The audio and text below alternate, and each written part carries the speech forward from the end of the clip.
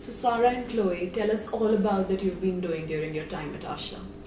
So we've been here for 3 weeks, and primarily we came to teach English, and we were placed in the Anna slum.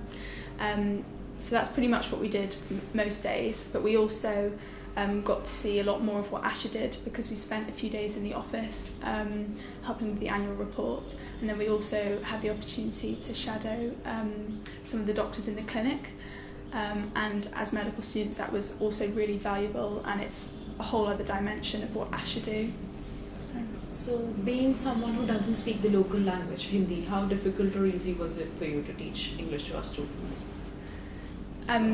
That was a real challenge for both of us actually, because I know all of the slums, the children have different levels of English, but in our slum in particular the level was quite low. So we realised pretty much on the first day that we were going to have to learn Hindi if we wanted them to really understand what we were trying to teach them.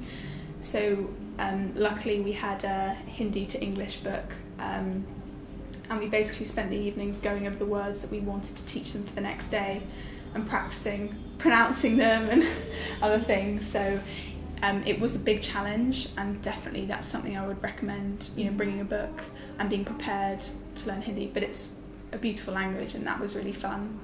That's fun. So what would you say is your lasting impression of Asha, and how do you think you plan to keep in touch with us? Our lasting impression is just, I think we were just inspired by the work that Asha does, and just how all-encompassing you are with your work.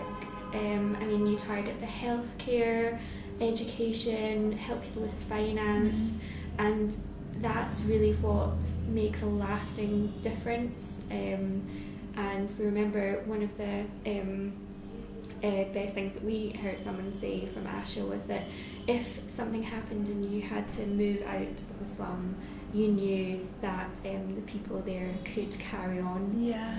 And I think, when we go back, I know we'll definitely spread the word of Asha. Yeah, like Chloe had said, how the women had said if Asha had to come out for whatever reason, financial or whatever, that those women were already educated and could continue that work.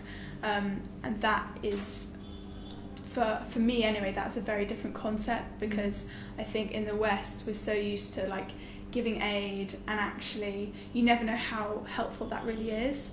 And having an intervention with the people, you're mobilising that community within the slum, is so different to just giving them money that doesn't last. And that's one of the main differences I think with Asha that are really amazing. And I think we're just going home inspired and amazed, and like Chloe said, we're going to be telling everyone about it. So should we hope to see you again sometime in the future? I think we would love to come back, especially to see the children we've been teaching. It would just be my dream to see them applying to university. That would be amazing. Or even in jobs. Yeah, jobs, exactly. That would be really incredible. And see how the community centre changes. Our community centre is actually about to go under renovation, and I would love to come back and see what happens to it and how it develops. Anything particular that you would like to say to the people who are planning to come volunteer with us? I would say to the volunteers, come completely ready to get fully involved, not just with Asha but the culture in India, because it's so different, especially if you've never been here before. So be really open and accepting of things, and get stuck in with the children, because they're just brilliant and really happy to have you there. But I would also say prepare as much as you can before you arrive, in terms of lesson plans or getting a Hindi translation book, and you'll feel much more confident going in for your first few days. While you're able to come back again, we'll keep you posted with all the information. All the best for your future. Thank you so much for having us.